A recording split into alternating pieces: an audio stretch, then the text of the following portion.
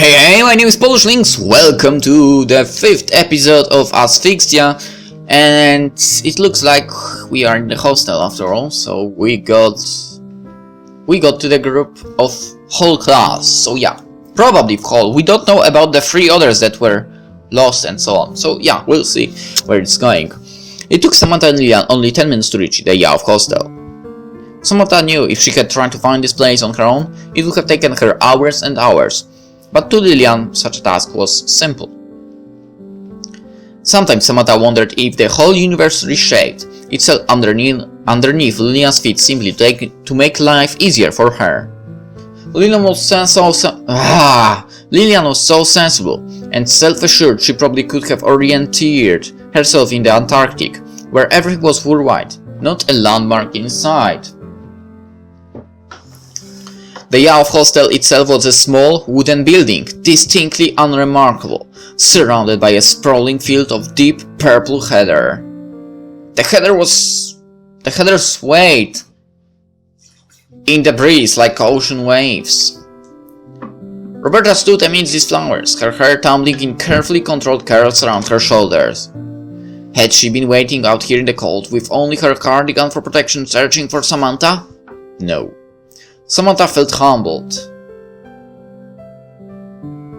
So Roberta did care after all, despite the cruel things she had said. Maybe she shouldn't have run away. It was a melodramatic reaction on her part, and it had caused Roberta worry. That much was evident by the pained look on the other girl's face. Huh? The moment Roberta saw Samantha walking towards her through the heather, she lifted her head, lips parted. For a few brief moments, a smile flickered across her lips, but this was so soon dosed by a serious frown. So I see you didn't get lost after all? Well, I did get lost, but I had help. Lillian found me and brought me here. Lillian, huh? It's nice to see you. Roberta gave Lillian a mistrustful glance. Her eyes narrowed slightly, which rather suggested she found Lillian's presence about as nice as having a tooth extracted without anesthetic. Anesthetic, not anesthetic, anesthetic. Lillian returned the less than cordial greeting with a small nod of her head, her expression unreadable. The pleasure is all mine. It was lucky that Samantha found you. It's nice to know she has a friend who's so reliable.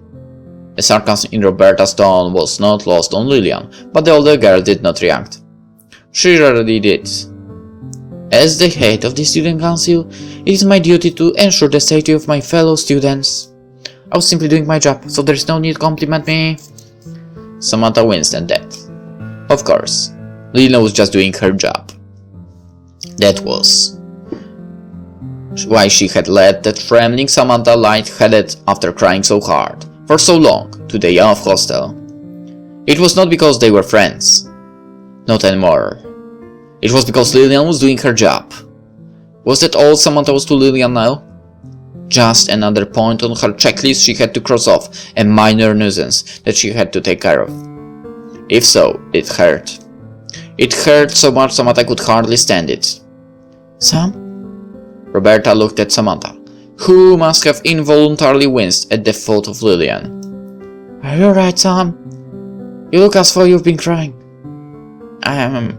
It was one thing that Lillian knew about, and had seen, Samantha's embarrassing breakdown, but Roberta, that would be far too humiliating.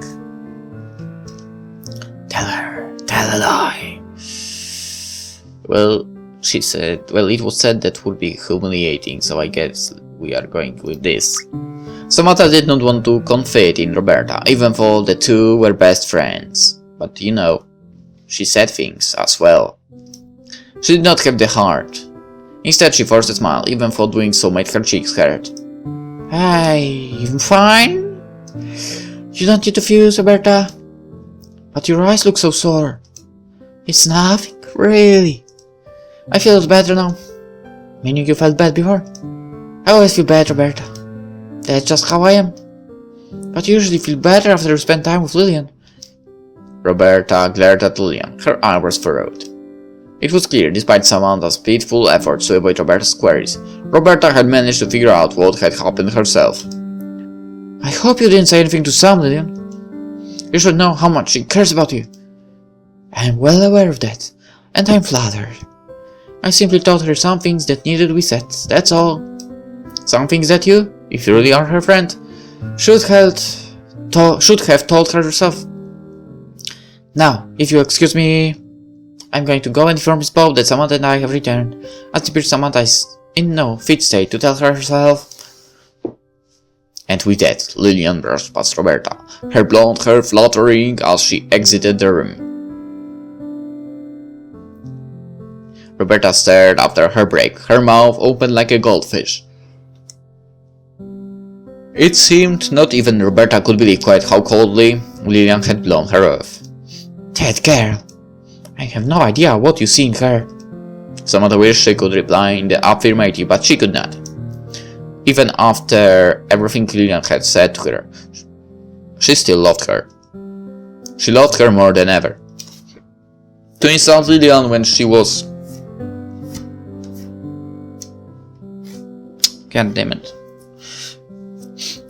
When she was no longer in the room, and could not defend herself, would be a great injustice. Samantha could not do it. She could never have hated Lillian, no matter what, not even if she belittled her feelings or made her cry, or even broke her bones. That was how deep Samantha's irrational affections run.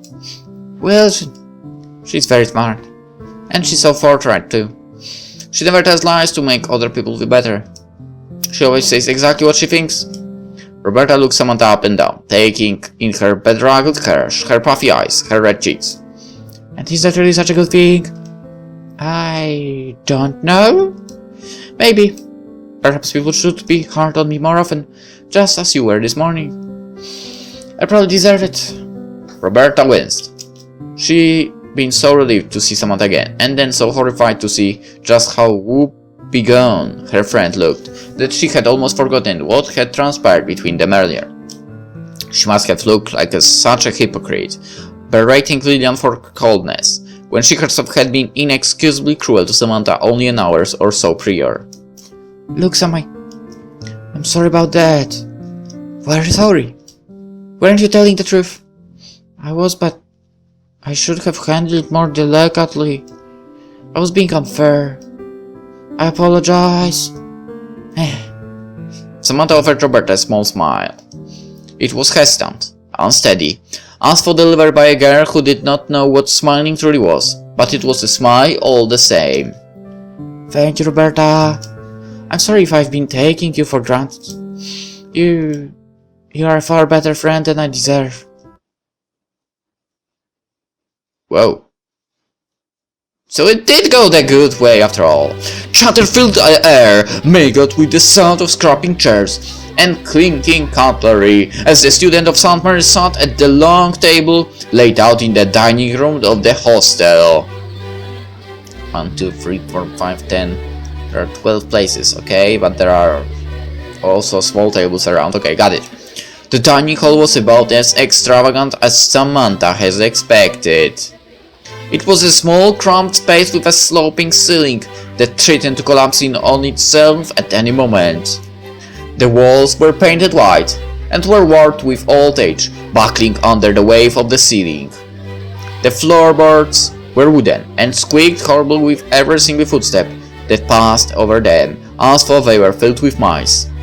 Samantha looked down the table, trying to catch Lillian's eye, but the older girl had been steadfastly ignoring her ever since their discussion at the lake. This was no different than it had been during the last 3 months, but Lillian's cool demeanor struck Samantha anew, like salt water to an open wound. It must have been because she had hoped. Samantha had allowed herself to believe that the relationship could still be repaired, and that was why it hurt all the more to realize it could not. It was too late. Samantha did not want to think about Lillian, for she thought about little else. She wanted to concentrate on something else. Anything else. George and Percy, the Quincy, Roberta.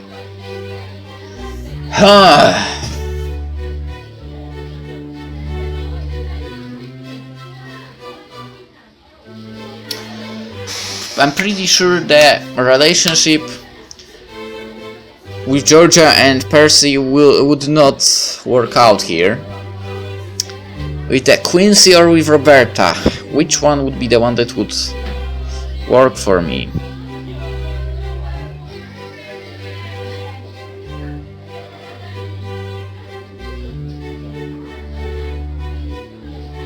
I wonder. Well, Roberta did say a very unpleasant things. But they kind of ended up on the good terms after all. On the other hand, Samantha talked with the Quincy and they actually a long time. They had a rather good conversation, you could say. So the Quincy or Roberta, the Quincy.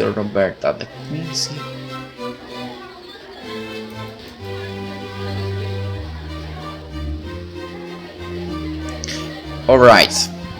The Quincy, just because you play games, I'm going with you.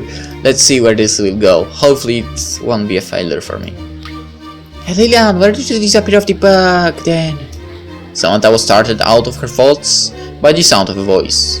It drifted to her over the sound her fellow classmates collect each other, not because it was louder than they were, but because of one single word, embedded inside that sentence like a sparkling jewel. Lillian. Samantha had vowed that she would not think about Lillian, but she was incapable of doing so. She turned her head, her resolve in tatters after scant 5 seconds, and searched. There, a few seats away from her, was Lillian Woodworth. The Quincy, with her unmistakable head of bright blue hair, was beside her, to Lillian's seeming disapproval. Samantha realized at once it had been the Quincy who had asked Lillian that question, for Lillian replied to her in a low voice, not bothering to look the other girl in the eye as she did so. I did not disappear anywhere. I went to find the teacher and inform them about your twisted ankle, as I said. You didn't come back for...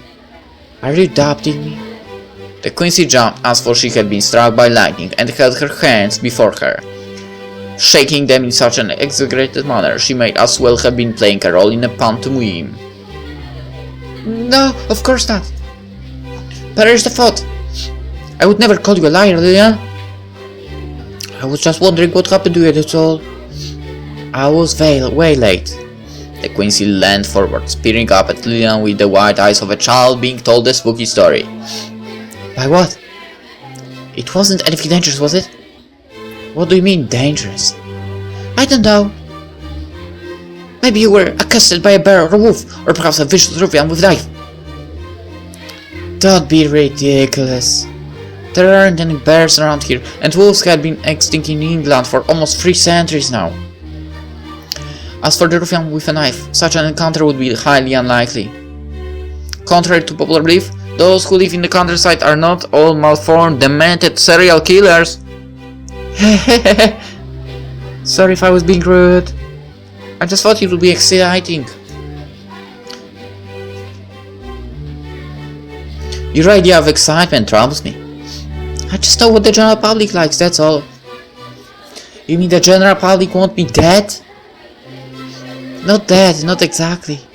How can one be not exactly dead? Okay, not exactly that.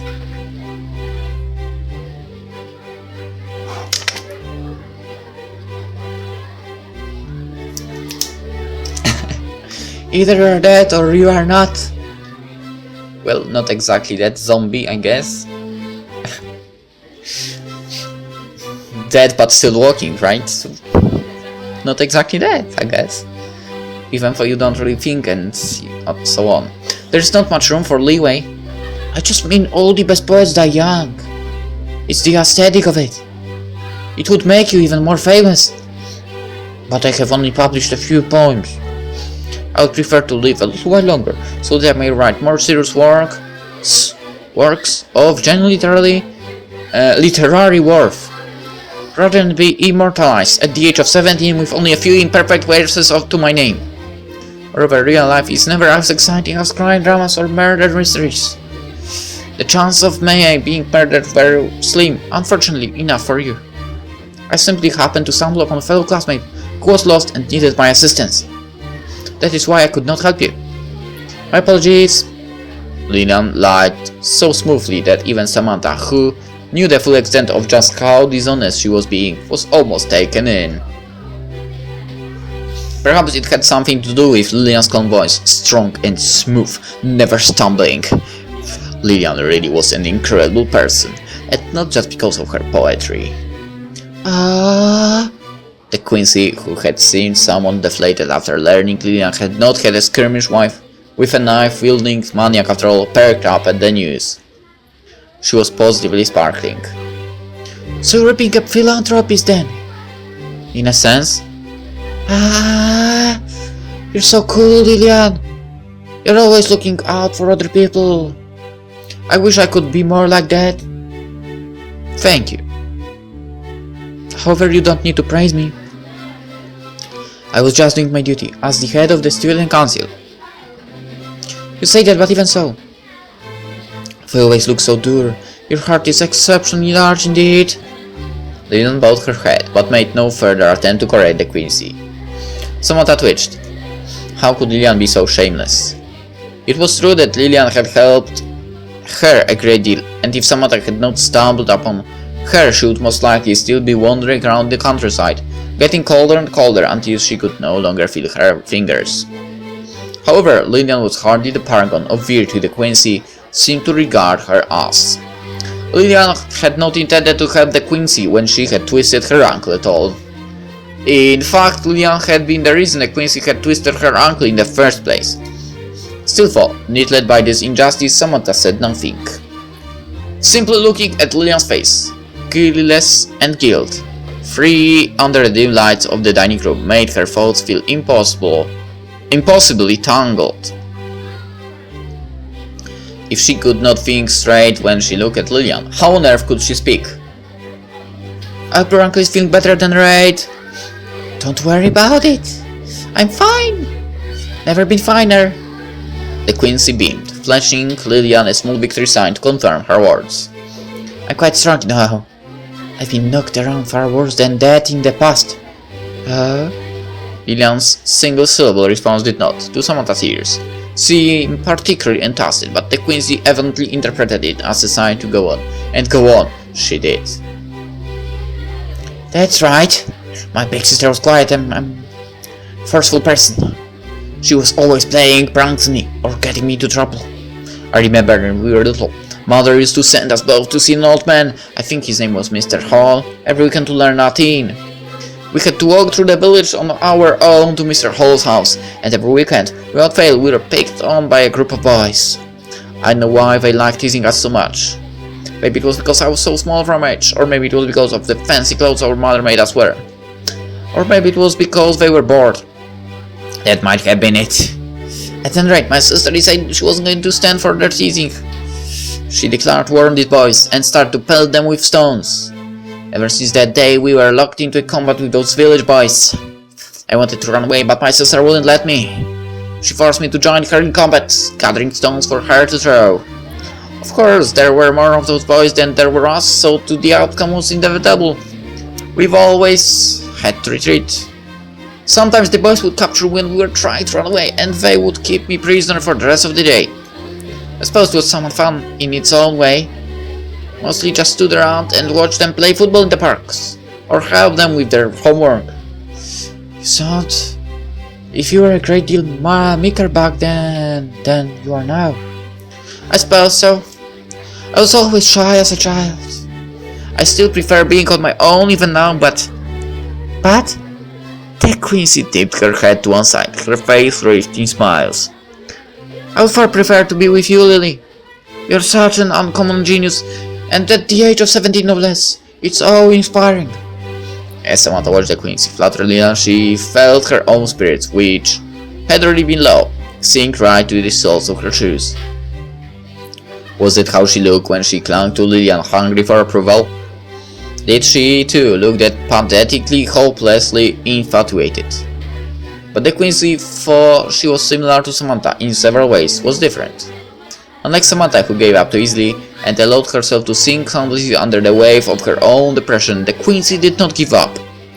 Even when Lillian rebuffed her advances or knocked her grasping fingers aside, the Quincy did not stop, and neither did she seem to mind Lillian's habitual coolness. Maybe the Quincy was made of stronger stuff than Samantha, or maybe she was just more shameless. Samantha was not sure, but she was sure at that moment. She felt acutely, achingly jealous. Achingly jealous. Samantha lay curled up in her bed. It was wooden and creaked, much like the floorboards in the dining room, with every slight motion she made. Each noise set Samantha's nerves on edge. Her fingers tightened around her duvet, so hard her knuckles turned white. She must have looked like a ghost. She felt like a ghost. She felt like death itself. She could hear the howling wind as it brushed against the window pane, with spectral fingertips begging to be let inside. Percy and Roberta had already fallen asleep. Georgia had not. In fact, Georgia was not in the room at all. Samantha wondered where she had gone, but ultimately decided she did not really care. Georgia was probably outside smoking, or bothering some of the other guards in adjacent rooms. Despite her overwhelming cynicism, bitterer than black coffee, Georgia was strangely popular. Perhaps it was because of her charisma and her unparalleled athletic prowess. Samantha fingered a lock of her hair. Earlier that day, Lillian had said it was beautiful. It was the first time Lillian had complimented her in the months. Maybe if she had not cut off all her hair, Lillian would still like her. Maybe if she was too beautiful, she would have a chance. Samantha was not beautiful anymore. She had never felt further from it. Perhaps it was because she had lived in London for too long. There were few beautiful things in London. In London, the delicate flowers and abundant green hills of the countryside were eclipsed by grey concrete and scabby pigeons pecking at crumbs on the pavement. If you wanted to see flowers in London, the best place to go was to a florist's, and Lillian had never liked such places. She disliked the way the most visually pleasing parts of nature were selected and stuffed into black plastic flower pots, sold to people who wanted something to help spruce up their kitchen tables. Lillian said that she found the ostentatious bouquets on display in shop windows too meticulous, too removed from reality to be moving, just like animals packed into cages in the zoo. Although Lillian was such a precise and orderly person herself, she could not stand that kind of order being imposed upon the natural world around her. Lillian. Samantha whimpered, curling up on herself. She missed Lillian. She missed her so much it physically ached, as for one of her teeth had been extracted by brute force, leaving naught behind but a pool of bright red blood. Samantha longed for Lillian's friendship, but her sensibilities were too macabre to allow for any careless optimism, and she very much doubted that would happen. Lillian was a woman of strong convictions, and she did not back down once she had made up her mind. Samantha knew the sensible things to do would be to stop thinking of Lillian, but she could not. She had never been one for her self-restraint, and she was even less capable of it when Lillian was involved. What should she do? She didn't know, but she did know for a fact staring up at the ceiling would not offer her any answers. Samantha could not sleep. Her head was packed full with Lillian Woodsworth, to such an extent she feared her skull might splinter. If she could not sleep, then she had still purpose lying in bed, tormenting herself. She was just making herself miserable. She needed to do something else. Anything else? Samantha got to her feet, her joints cracking her wrists and knees. She knew she was wearing her favorite nightdress, one she had found in the corner of a charity shop, which fell around her body in a pale white folds. Lillian always said that nightdress made her look like a ghost from a gothic novel, but Lillian was not here anymore to make that observation. Samantha crept across the room, setting her naked feet down against the floorboards, so carefully she may as well have been crossing a field of thorns, trying not to awake Roberta or Percy. Finally, she made her way to the door and opened it, prizing it open inch by inch so it didn't creak. When she had opened the door far enough and was about to slip through the gap she had made, she was suddenly halted by a voice. "Hey Sam, is that you?" Samantha blinked, alarmed, and peered out in the hallway. It was difficult to see in the dark, and Samantha did not eat nearly enough carrots to make up for it. But she did not need to be able to see to know who it was who was speaking to her. She knew that voice. It was the Quincy. Samantha's body tensed as though water had been poured down her back. She felt cold from the tip of her head right down to her toes. "What are you doing out here? Out there?" Whoa.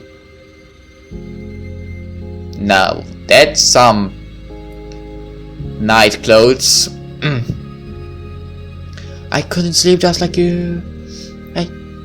I suppose that makes sense, but what do you want with me? Samantha tried to keep her voice steady, but she stammered all the same. This was not what she had in mind when she decided to set off on her late night stroll. The Quincy was the very last person she had wanted to run into. This was bad. This was very, very bad. Was it still too late to escape? Hey, don't look at me like that. I'm not a monster. I want to have a word with you. Can I? Well, Samantha knew that when the Quincy said a word, she did not truly mean that. Nobody ever did. Language was just a game to most people, something as vague and unfixed as smoke in the air. In actuality, the Quincy wanted to have a talk, something that would require a good deal more time, energy, and emotion than a single word would. This is important. I wanted to speak to you for the last 2 months, but you've been avoiding me, so I never got the chance. To tell the truth, it kind of hurts. I thought we were friends. I thought we were friends too, but I don't know. Then let's talk about it. We can't resolve it if we don't talk, right? Well, besides it's late and neither of us can sleep. We might as well, don't you think? There is nothing else to do around here, unless you fancy climbing trees in the dark. The Quincy's proposition was a sensible one, but Samantha was not sure if she was armed to such a trying task. The prospect of a talk had never sounded more ominous to the young girl, as though it were a knell signifying her own imminent demise. And I have cigarettes. Tempted now, Samantha flashed. As much she hated to admit her weaknesses, she had been craving nicotine lately. Smoking was relaxing. God damn it, I don't like that idea. It helped soothe the rapid beating of her heart, and made everything feel far less stressful, and she had managed to stress herself immensely this past hour, with all her circular thoughts about Lillian. The Quincy grinned, her face and disembodied mask bobbing in the dark. Good. Then let's get out of here!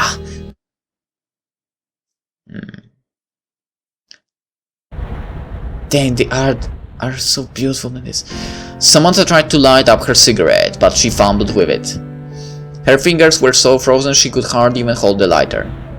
This nightgown had not been made with the winter months in mind. The fabric was so thin it almost seemed to invite the cold air to impress its invisible icy fingers against the hollows of Samantha's skin. Foolishly, she had neglected to put on her shoes before she had left her bedroom, and her feet were bare, exposed to the winds. She shifted, toes curling from cold, grinding against the hard earth and heather underfoot. It almost felt like her toes were calcifying. Perhaps in a matter of minutes they would become just as hard as those funny fossils you could find scattered throughout the English countryside, buried under hedgerows and in farmers' fields. What were they called again? Devil's toenails?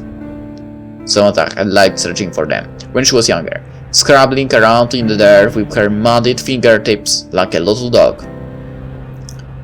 She'd had quite a collection of them at one point, lined up neatly on the bedroom windowsills.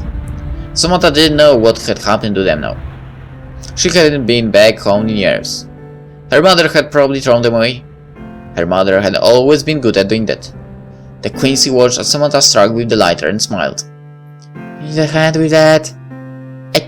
It's alright. I should be able to do at least this part. Samantha's fingers, however, were just as stubborn as Samantha was, and they refused to cooperate. Dang! Samantha swore under her breath, as the lighter slipped from between her fingers and hit the ground. The Quincy smiled and bent down, fishing it up in the palm of her hand. Here, let me try. I only want you to burn down the entire Lake District. Samantha blushed. All the blood in her body migrated to her cheeks, so the tips of her fingers felt even colder. Was it just her imagination, or had they even started to turn blue? With an expert motion well practiced over the years, the Quincy lit the end of Samantha's cigarette. A small flame bloomed in the darkness, like the petals of a flower unfurling. Samantha took the cigarette and inhaled deeply. Thankfully, she didn't choke. She had done this one too many times to make such an amateur mistake. At least that was one thing she could do to be proud about. So, Samantha plucked the cigarette from between her lips with shaking fingers and exhaled, her mouth pursed into a small O. What did you want to talk to me about? Just like her fingers, Samantha's voice shook, trembling with a mixture of emotions she couldn't quite place. Maybe fear was one of them. Fear at having this conversation which she had put off for so long. I'm really asking. I thought it would be obvious. I'm talking about what happened just after the Christmas holidays, of course. Samantha swallowed hard. Of course. The Quincy would want to talk about that, wouldn't she?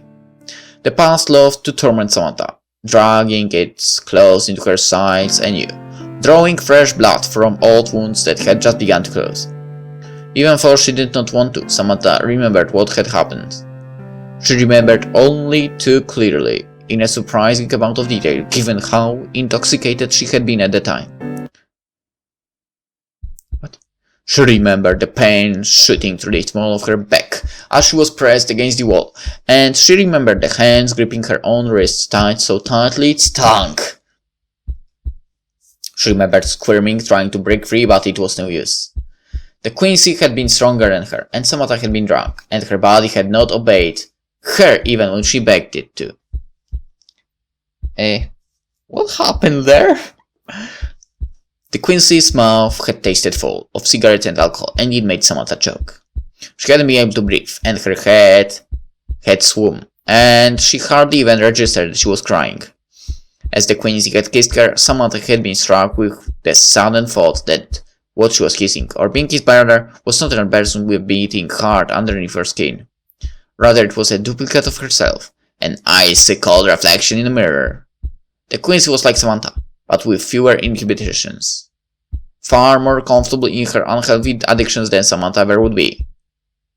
The two were more similar than Samantha had thought, had ever wanted to think. They were both shameless, careless, and selfish. Wasn't that why Lillian had abandoned her, after their several-year-long friendship? Lillian hated her. Samantha had made Lillian hate her, and it was all her fault. She had nobody else to blame. Everything was all her fault.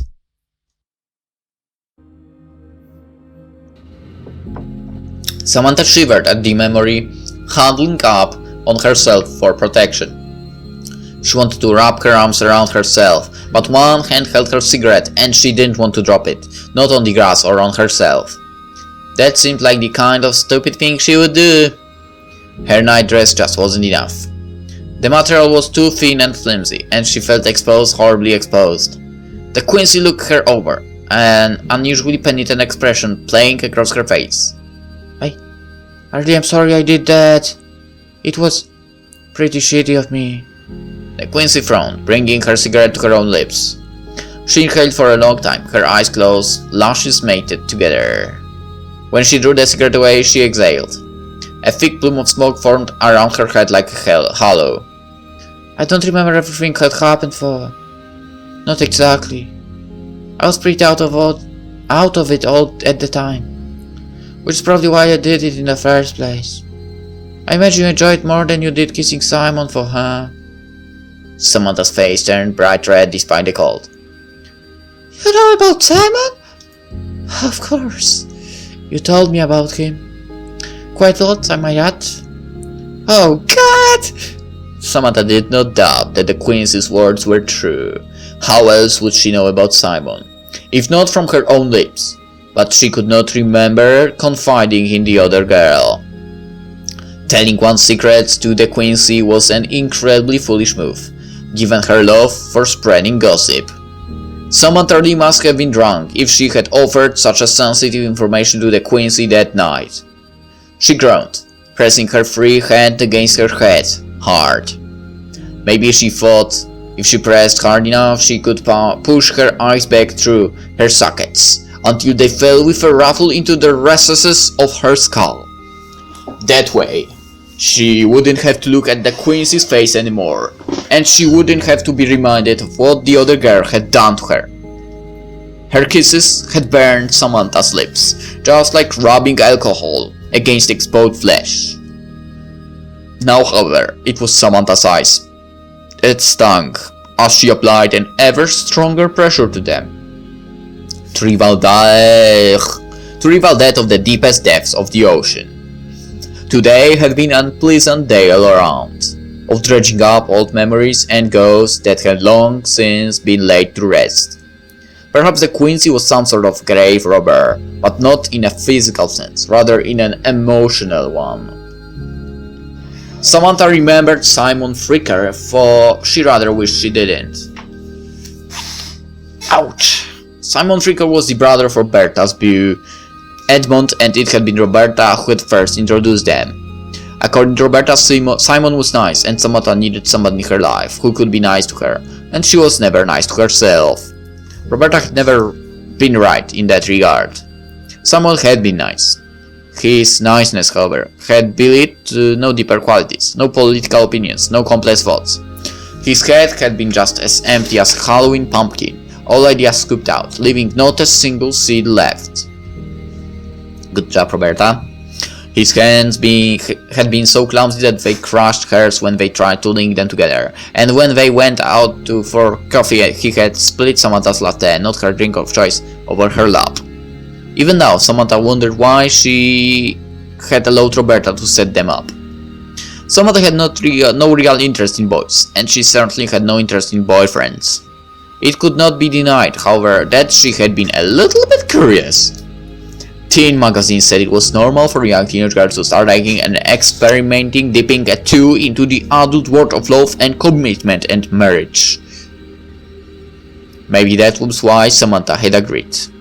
She just wanted to know what it was like. Maybe even she could have been normal too, by the stipulations of those magazines. But being with Simon hadn't felt normal at all. It had been stilted and embarrassing and awkward, nothing more than a farce. And when they went out together in public, Samantha had wanted nothing more than to retreat into herself and hide. Simon's fingers had been awkward and clumsy when he had searched for her hand during their first date, or when they tried to wind round the back of her chair when they went to the cinema. However, they had been utterly inept and ineffectual the first and last time they had slept together. He had tried to be gentle with her, Samantha knew that. He tried because he liked her. Maybe he even loved her a little bit, but Samantha had not loved him. She had tried to like him because he seemed kind, and she probably needed somebody like him in her life. She had tried to like him so much because she had worried she had raised his hopes, agreeing to go on a second date, then a third, then a fourth, a fifth, and she did not want to let him down. But it didn't work. She couldn't bring herself to enjoy his company. Whenever they were together, she found herself wishing fervently she were somewhere else, even if that somewhere else was swinging from a tree branch by the neck in Hyde Park. Staying with him had been born from desperation, in the hope she could somehow foster any kind of tender emotion towards him. Ouch. She thought perhaps it could finally make her fall in love with him. But it hadn't. Instead, it had just made her like him less, until even the thought of his face made her feel faintly nauseous. It had been the first time she had been she had ever slept with anybody. The experience was supposed to have been something special, something precious, but instead, it had been just as quietly depressing, as mediocre, as disappointing as the rest of their passionless, pointless relationship. After that, Samantha stopped answering his texts. She didn't answer her phone. She just ignored him, as she always did when faced with a problem. For indeed, to her, Simon was nothing but a problem. And that had been that. I don't see what this has to do with Simon. It's completely unrelated. Well, you told me you didn't feel anything when you slept with him, so I thought maybe you'd feel something if you kissed me. I don't know. It just seemed like a good idea. And I thought cutting my hair last night seemed like a good idea, and look where it got me. Well, you've got a point there. Is it really that bad? As a confessional writer who strives to always tell the unvarnished truth, I must be honest with you. It really does look bad. I knew it. Samantha frowned, her shoulders slumping.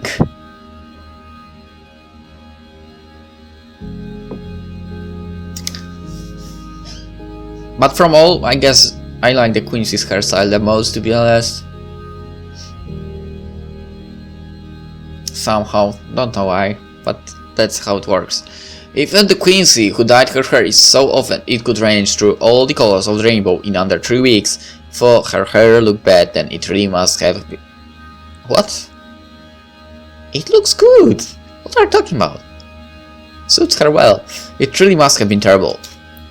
But I still have not forgiven you. You should not have done it. I know that now.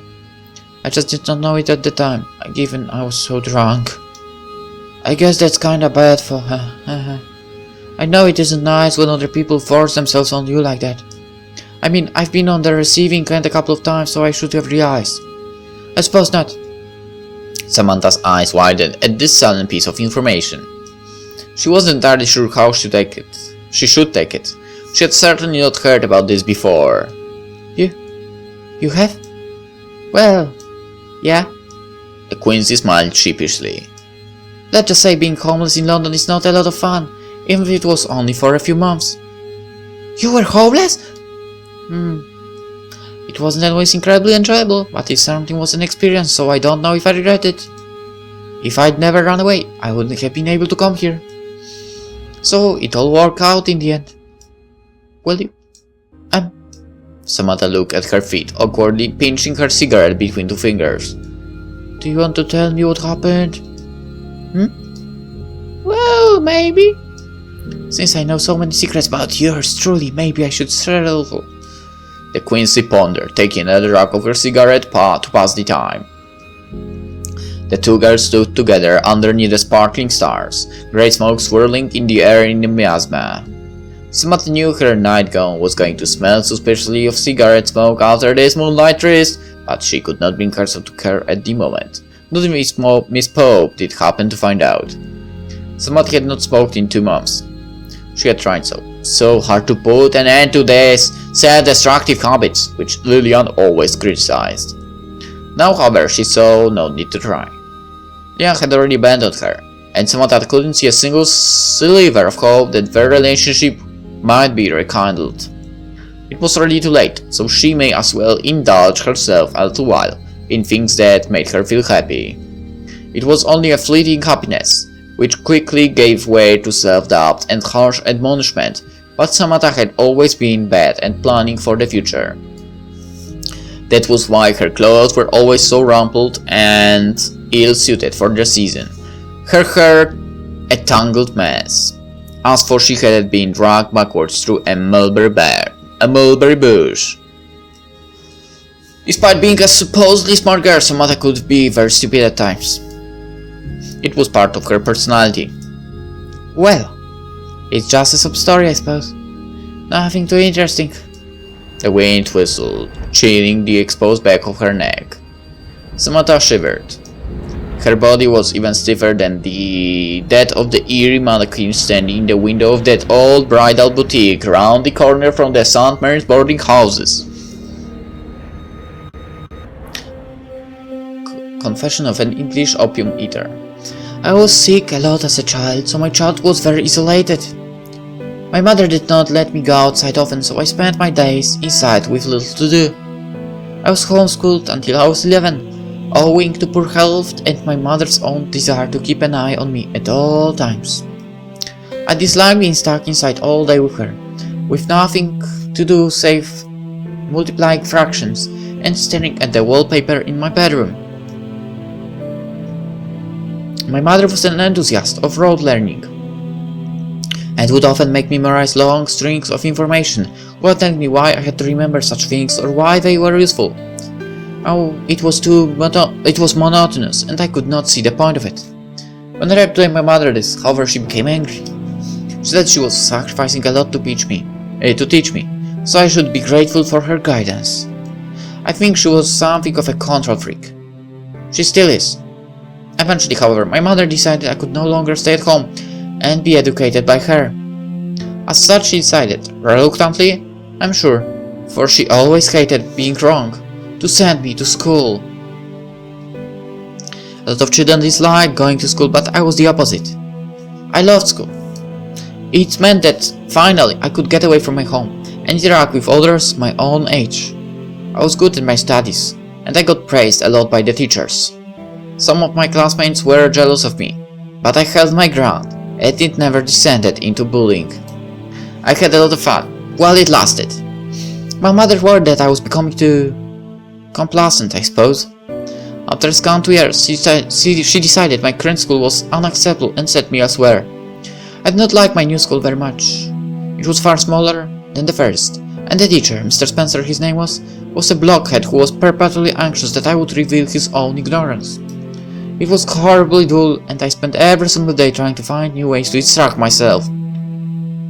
Evidently, my dear mother was of much the same mind, for she decided to send me to yet another new school. She hoped at my new school I could study more seriously. She wanted me to go to Oxford, you see. I believe she still does. However, moving around so much had been rather disruptive, and I found it difficult to settle in.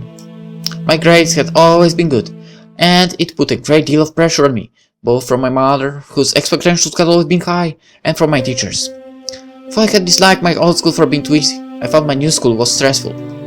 I did not have many friends, and I felt isolated. I could hardly concentrate at all. One day I just snapped. I gave in to impulse, something I had always been trying to suppress, thanks to my mother, and ran away. I ended up on the streets of London with no money at all. I had used the bulk of it on train tickets and had only a few notes left. Water. I actually right now need something hot to drink. Well, Gabby. Let's end it now. I mean, this talking and so on. Despite being gifted academically, I did not think that my plan through very well. I was starving and cold, and it was in the middle of nowhere. I didn't have anywhere to go and didn't know what to do, but I tried to stick it out. I didn't want to go back home. I was afraid of what my mother would say, and at any rate, I didn't have enough money to pay for a train ticket back. Samantha stared at the Quincy in shock. She had never imagined that any of her own classmates, attired in their possible imperfections, could have had such a miserable experience. It didn't seem possible. It was almost like that sad short story about the little girl who sold matches with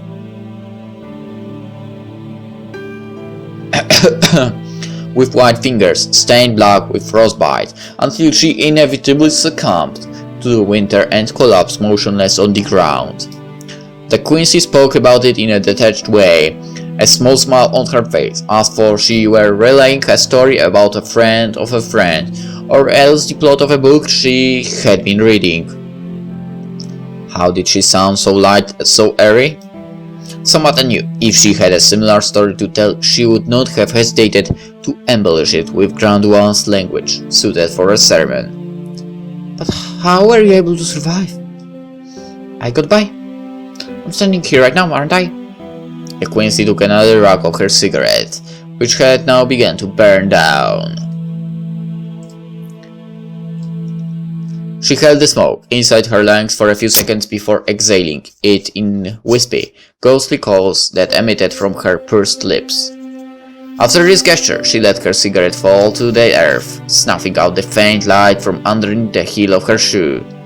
Unlike Samantha, the Quincy had remembered to wear shoes. Even the Quincy was more organized than she was. That was kind of depressing. It was cold outside, like I said. Last winter sure was merciless. Who's that? I managed to find lodgings, but the house I took refuge in was cold and draughty, in a state of complete disrepair. The paper was peeling from the walls, and there was mold growing on the skirting board.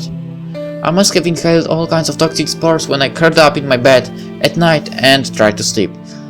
Tried being the key word, because lying in that bed felt like curling up under a sheet of snow. The man who rented it to me was nothing short of a crook. Is that the Quincy actually? I suppose I should have known as much, given he seemed to have two names.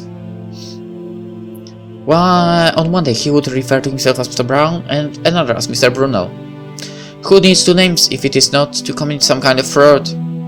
He would not even let me use the hounds during the days. I had to stand around outside trying to find something to occupy my time. Until 7 or 8 in the evening. 7 late, okay.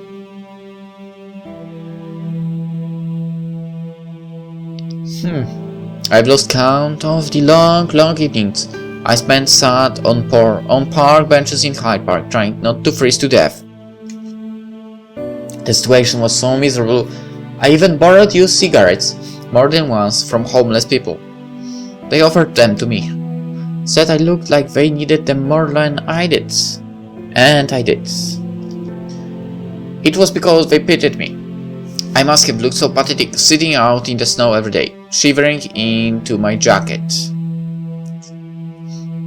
I'm grateful for the people who helped me. If they had not sat with me, or engaged me in conversation, or let me borrow their cigarettes, I fear I would have gone mad. For I technically did have a home, I knew I was just the same as them. My clothes grew more and more dirty by the day, and I could not afford to buy new ones. The dye washed out of my hair, and it turned mousy and brown like straw. The shower was broken at Mr. Brunel's home, and I could not even bath. I had no idea what I was going to do. For I hated the thought of calling my mother. I could not go on like that, slumming on park benches under the falling snow. I would freeze to death. Perhaps I was already halfway there. My hands kept shaking and my legs spasmed in the night, so I could never get any rest. I had to wrestle with my pride and anxiety, but I buckled. I called my mother and sought her help. Ouch. The Quincy smiled sheepishly, pressing the tips of her fingers together. She was not very pleased at my escape from school, and said I was in a great deal of trouble. However, I was so sick after the experience, she perhaps felt too guilty to punish me. I had already been punished enough for my foolishness. I hadn't eaten properly months, and I was so weak I could hardly move. I just lay in bed at home, staring up at my ceiling, with no desires, no aspirations, no anything. I could hardly think at all.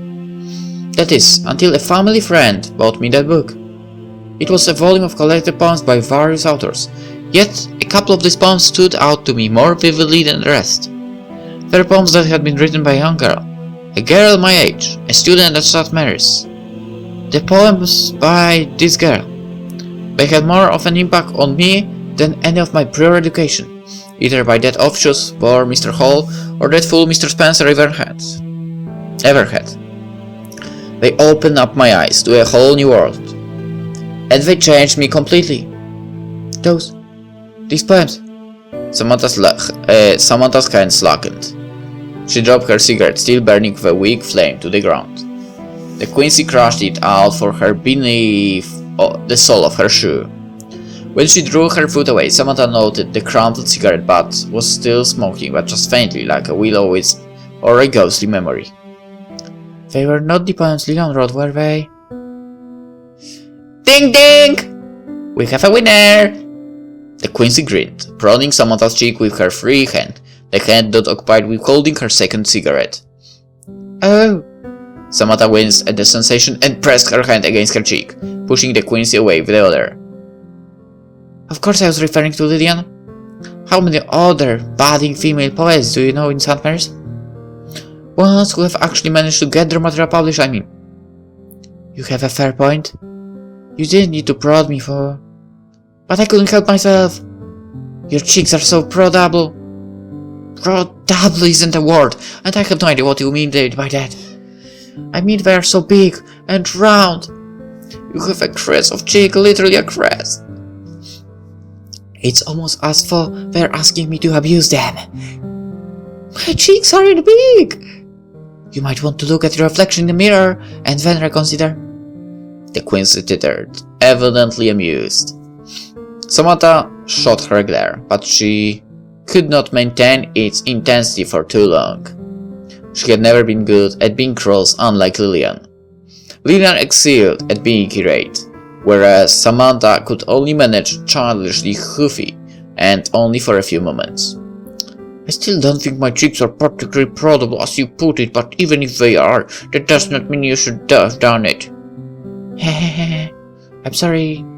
It's all water under the bridge now, right? Don't decide that for me on my behalf. That is for me to say, not you. I guess. Sorry, Sam. Lillian's poetry fun. It really did help me. It helped me a lot. Lillian really is a gifted poet, isn't she? Indeed. I just flipped through that book of poems. At first, really. I couldn't focus on any of them. It felt like my head was filled with fog. My hands were slow and clumsy, and they creased some of the pages of the book. Such a shame. I don't like dangling books, even though I have no compunctions about damaging my books. My body, sorry. As if proof to her point, the Quincy took another drag of her cigarette and exhaled. The pale smoke swirled through the air in delicate shapes like spider webs suspended against the starry sky. But eventually, I read Lillian's poems. I read them over and over again, as though enchanted. My gaze was so intense, I feared I might burn a hole right through the paper. Her poems were so full of passion, and so very earnest, even though the language was devoid of ornate trappings. They resonated with me in a way no other work of literature ever has, as though the author knew me, and knew of my sufferings, though we had never met. Was she writing actually about Samantha? Because, you know, Samantha said you two are similar and so on. I think they might have helped me recover, or encouraged me to do so, at least because they were so perfect form and I wanted to be like that too. They made me want to try harder, to aspire to greater heights, to better myself, to try going on, I suppose. Something like that. It was all rather cliché, but then again, I have never been very adept at creative writing myself. These poems gave me a purpose too, a goal. You want to go to St. Mary's and meet Lillian? Yep. I did not just want to, I felt as though I had to. I almost felt like I owed her my life. I wanted her to know just how much she meant to me. And even if I could not communicate those feelings successfully, I at least wanted to see her. To talk to her.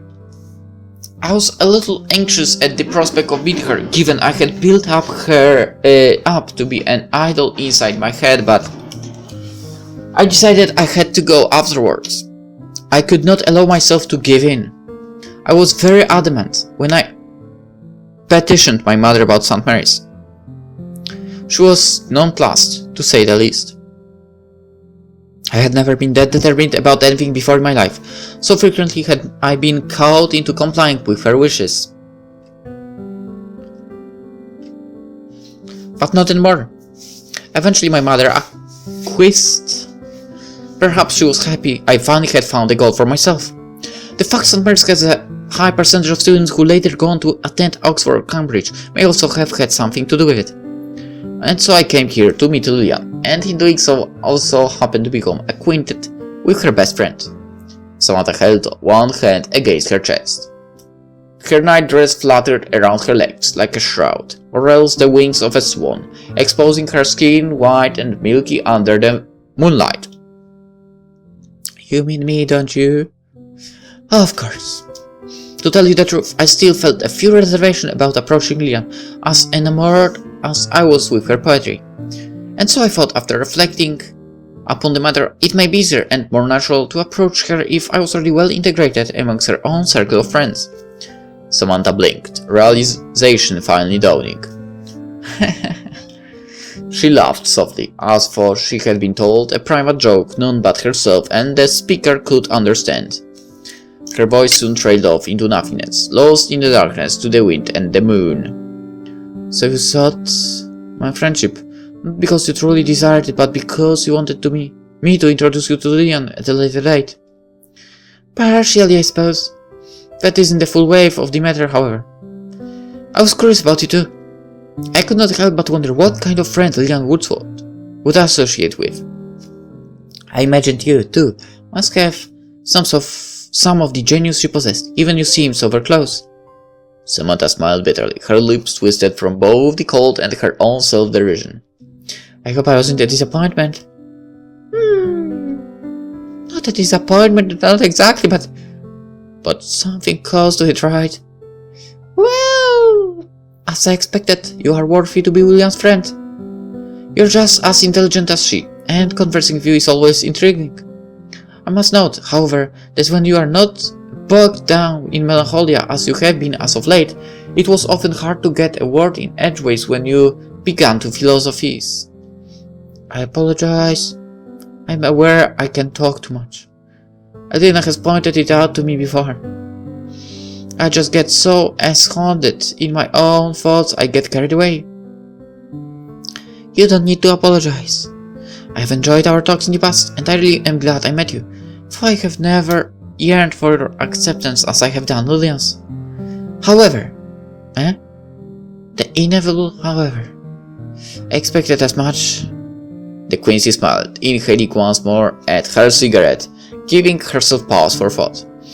After she had exhaled a lungful of noxious fumes, her lips pursed together, she turned her attention back to Samantha. I fear you and I may be too similar to truly get along. We are both adept procrastinators, both reckless and both stubborn. And just like you, I like Lillian a lot too. Not like is not the correct word. She's so far beyond me I cannot content myself with mere liking. I love her. Samantha winced. It felt as though her heart was burning and it was difficult to breathe. She had one hand against her breast. Contrary to the smoldering pain inside her chest, her fingers felt like ice, and like chilled her own skin underneath the flimsy material of her nightgown. Should have known. The Queen's veneration of Lillian was evident in the way she hung on Lillian's every word spellbound. Mere friends did not regard one another with such unerring, unwavering respect. Samantha herself was a testament to that. For I believe I love her for reasons that are different to yours. What do you mean? I mean, for I love her poems, and I love her intellect, and I love her character, I do not know if I love her as a person. She is too aloof to grow attached to, and she does not allow others to get close to her. You know, I have often thought that I would like to crack open her head and scoop out all her secrets and see what's nestled inside her skull. If you cracked open her head, you would find nothing but viscera. You would be depriving everybody of a woman of great genius. Well, this thought also crossed my mind, and I don't want to become a murderer. I mean, the Quincy reconsidered, a playful smile flitting across her lips. I often think I'm exactly the kind of person who would commit murder if given the chance. I'm not particularly violent, but I have been known to do some rather foolish things when the urge strikes me, like running away from school. If somebody annoyed me enough, I might be tempted to take a swing at them with a knife, just to see what would happen. Though murder is often regarded as a base act, I believe there may be a kind of art to it, if done correctly, with the right means and sane. Samantha, who had probably come closer to stabbing somebody than the Quincy ever had. Not that the Quincy knew this. Backed away anxiously, led her supposed actress of cheek white and spectral. Are you quite sure you want to confess these grisly inclinations to me right now, in the middle of the night, when we are the only ones here? I'm beginning to feel rather ill at ease. Hehehe. The Quincy giggled and let her second cigarette fall to the floor. Just as before, she extinguished its remaining life underneath her heel like a merciless god. Don't worry, Sam. I don't have a knife to hand right now, so you're probably good. I wouldn't want to murder anybody with my bare hands either. That lacks a certain amount of passion. Passion? There'd be no blood. No gurgling moans, no whimpers of pain, no desperate gasps for air made through pursed lips. It just wouldn't feel satisfyingly.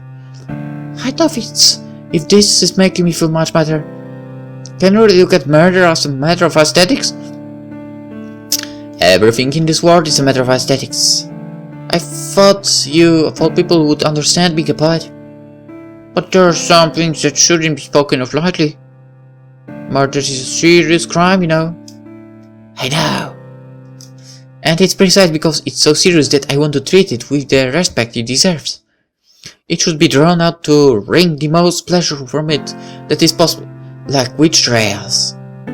Say what you want about how cruel it was, but at least we knew how to make a real narrative out of murder. Such a wanton cruelty, though barbaric, deserves to be revered in some form. The Quincy paused, pondering. Perhaps I should write something about it at some point. Samantha frowned. She was not sure whether the Quincy was being serious in her assertions or not. Maybe the Quincy herself didn't even know. She was a difficult person to understand. But anyway, now that we have ascertained I didn't lure you out here under false pretenses to murder you, I suppose I should return to the original point of our conversation. Oh my god. This conversation is so damn long! The original point of the conversation, whatever it was, had become so buried under a deluge of rambling the Quincean detour Samantha was struggling to remember what it was. What are you talking about? Well, you know, what happened between us? What I did to you, rather. Oh. During their lengthy interlude, Samantha had almost managed to forget that. She had shoved the incident right to the back of her mind. As a mouse corpse might be discovered, hidden at the back of a pantry behind the glass, jars of a homemade jam and chutney. I suppose, perhaps I wasn't being entirely honest with you before. I was drunk at the time, it is true, but I think a part of me, and not a particularly small part either, wished to hurt you. I want to hurt you because I was jealous. This statement was so unexpected Samantha could only stare, her eyes round as marbles and significantly larger. Jealous? Why were you jealous of me? I'm a wreck. The Quincy had held Samantha's hair back for her, away from her face, as she vomited in the toilet bowl enough times to know. Samantha was always drinking, smoking, and ingesting things she could not, and then expelling all of it from her system when her body weakened after all the abuse it had faced, buckled under the pressure and could not take it anymore. What about her shameful behavior, Samantha wondered, was so very worth of the Quincy's envy. Yeah, I'm aware. I know you're a wreck, more than the other girls at Montgomery's do, but that only makes things worse. Even though you are a little more than a wretched husk, hardly a fully functional human being, Lillian still likes you. She likes you a lot. She must do, or else she would not try to remain so loyal to you, even though you frustrated her so. But Samantha was not so sure. Her relationship with Lillian had been strained these last few months, and badly too. Their conversation earlier that day appeared to her to have been the final blow. Lillian did not want to be her friend anymore. Even though Samantha had loved Lillian so much with every single fiber of her body, Lillian did not return the love. She had never returned that love. No, Samantha was not even sure if Lillian liked her. I believe you are being too optimistic there. I doubt that Lillian still has any positive feelings towards me, and I cannot blame her either. I did not have any positive feelings towards myself either. But the Quincy waved Samantha's concern aside with a small shake of her head, a careless laugh.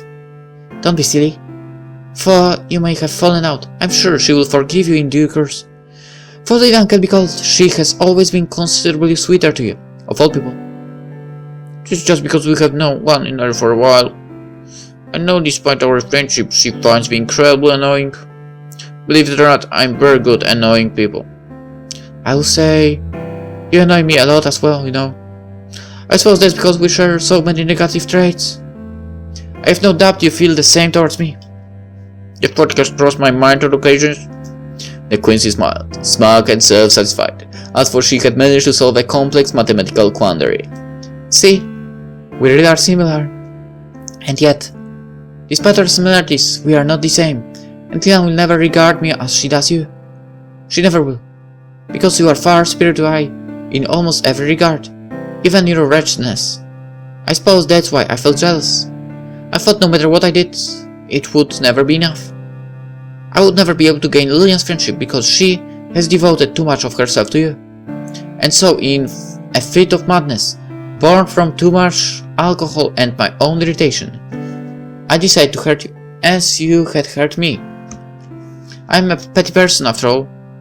I have no problems admitting that. But lately I've been thinking...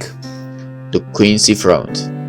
Although she had put out her cigarette, the discarded boots littered amongst the grass, looking strangely like broken fingers under the darkness the smell lingered. I couldn't help but worry.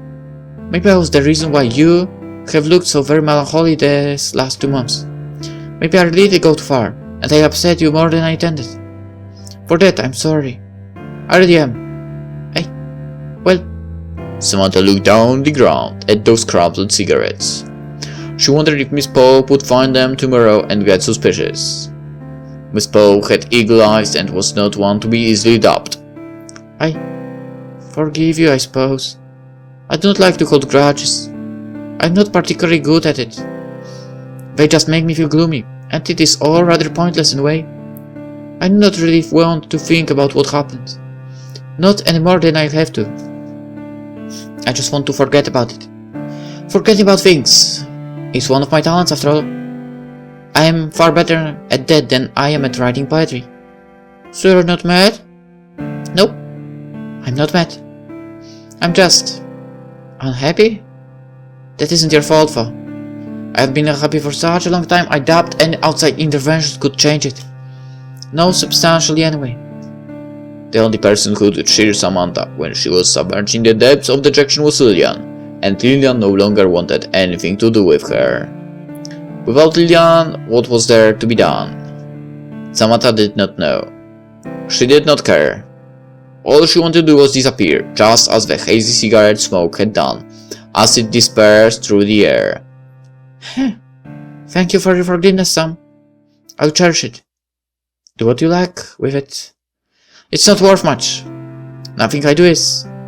You're always so hard on yourself. I wish you wouldn't be. I fail to see how my opinion of myself has any relevance to you. I suppose it doesn't, but despite all the things I said, I do consider myself your friend, even if you no longer wish to be mine. And as your friend self-appointed for it may be, I feel there are 1 or 2 things I must tell you. What? Lillian, she does not love you. She is incapable of loving you, and nothing you do or say will ever sway her on this matter. You may be able to knit a shell together through brute force, but you cannot bring 2 souls together in the same way. Emotions are not that simple. The more you pine after Lillian, the more it will hurt you. And I do not know how much more of this hurt you are capable of withstanding. It appears you may be close to your limit already. I respect you a lot, despite your numerous flaws and my own jealousy, and I am saying this as one friend to another. The more you try to follow her, the further away she will get. By loving her, you are destroying your own friendship, and I know how much her friendship means to you. I know how you adore her. I can see it in your eyes. If you ever wish to truly repair your relationship, you have to stop regarding her as an idol.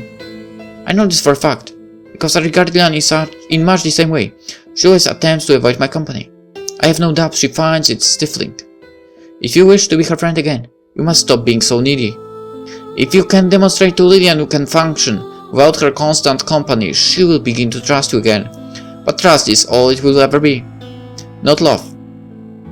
But at least trust is better than pity, is it not? Samantha averted her eyes, suddenly incapable of looking at the Quincy's face. The older girl's expression was unusually earnest, her pale skin illuminated by the light of the moon. The moon was so large and full it appeared as though it might split at any moment, leaking milky tears across the midnight sky. I know what you are saying is the truth, and I'm aware of it myself, but...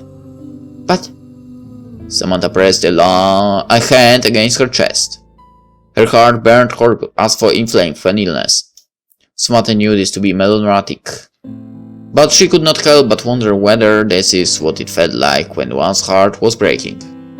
Perhaps it was already broken. It had been for some time, but now the pieces were being splintered away, anew by the Quincy's well-meaning words, until it aged simply to draw in grief. Samantha had always found the countryside, with its sprawling hills and verdant fields, comforting. Now, however, the countryside was cold and dark, distinctly unforgiving, and the trees were stripped bare of leaves. The heather, so beautiful under the sunlight, seemed like a thick black sea of tar. Samantha was standing underneath the open sky, exposed to the heavens. Yet, rather than feeling free and exalted, she instead felt more enclosed than ever before. Perhaps it was the wave of her own morose feelings, pinning her in place to this dull, dreary mortal world more effectively than any physical chain could. I just can't. I am not a sensible person. You should know this yourself, being just as impulsive as I. I am a slave to my own feelings and I cannot see beyond them. I cannot think and rationally. I love Lillian. I love her so much and I can't stop. I don't know how. I very much wanted to care less about her, as it would make my life a lot simpler, but no matter how hard I try, I am incapable of it. I just want to be with her, no matter how hopeless it might be. I want to stay by her side forever, for she will surely within time, and perhaps already does, begin to view me as nothing more than a nuisance, a bother, a chore. But I can't help myself. Miss Pop really is right. And that is why I hate it, so whenever she chides me. Her words always contain far too much truth, and the truth is always the bitterest medicine to swallow. I really do have no capacity or capability for change, even though changing would benefit me greatly. But I am never capable of thinking in my own best interests. I am such an idiot. Samantha did not know at what point during her furious string of self-abasing comments she had begun to cry. It did not particularly matter. All she knew was, when she finished her tirade, her words lost to the howling wind, her eyes stung, and her cheeks were wet, and her shoulders were trembling. For she had cried numerous times before Roberta and Lillian. Samantha had tried not to do so before the Quincy. Samantha found the Quincy's slavish devotion towards Lillian even more pathetic than her own, and had thought she did not like to admit it, often considered herself to be superior to the younger girl. Samantha realized this was, perhaps, a touch ridiculous, given the Quincy had seen her ashen-faced and sweating, her cheeks streaked with her own vomit, on numerous occasions, but it was true all the same. But what little self-respect Samantha had left and gone, vanished like cloaks blown from the head of a dandelion. What cause did she have for self-respect when Lillian no longer cared for her? She did not need it. She had no use for it. Samantha stood there, surrounded by the swaying heather, and stopped miserable, brokenly, hiccuping every once in a while. She did not even bother attempting to brush her tears away. Instead, she held her arms at her sides, her head hanging like a broken doll. The Quincy surveyed her for a while, her eyes wide, unsure of what to do. Left with nothing of use to say, no comfort she could give that would not sound horribly trite when she sat against Samantha's sobs, the Quincy could muster nothing other than a thoroughly unnecessary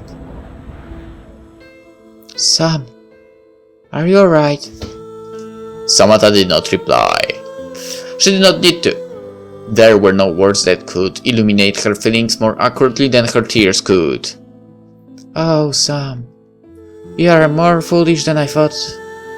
I can't believe Lillian ever liked an idiot like you. Funnily enough, this rebuke did not make Samantha feel better. If anything, it made her cry even harder.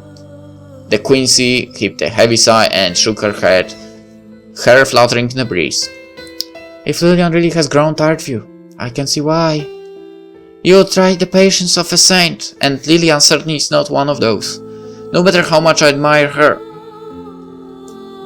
A small pause.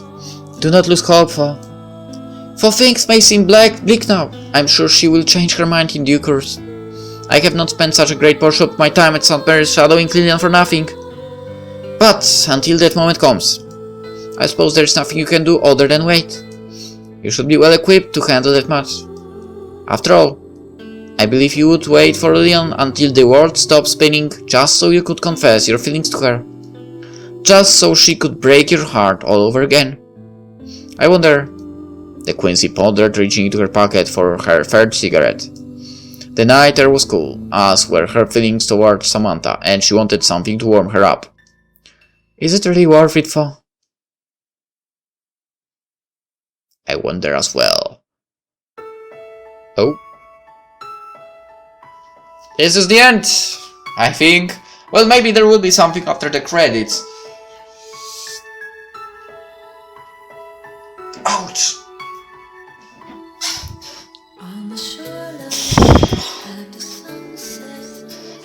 Damn. These games really are deep. And yeah, as I said in the very beginning, it is like a longer spin-off, right? To Dejection and Ode. And yeah. What's in your hair right now here?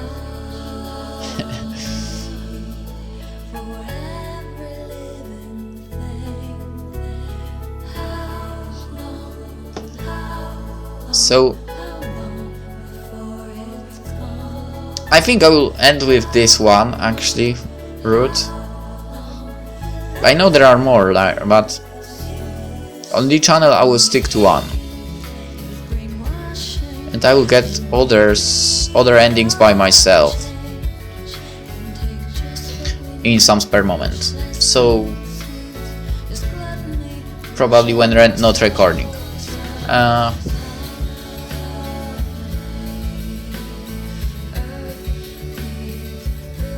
The game is on Steam, by the way, if you don't know. And as always, link in the description. Thank you for playing. Thanks for a nice game, really nice. It was nice, and I still love the arts in these games from ebi-hime. Really, the art's like amazing. Alrighty, so for now, hope you enjoyed it. If you want other endings, I guess play the game by yourself. And yeah, I see you in the next some other game then. For now. Well, hope you enjoyed repeating myself again. And see you then. Bye bye.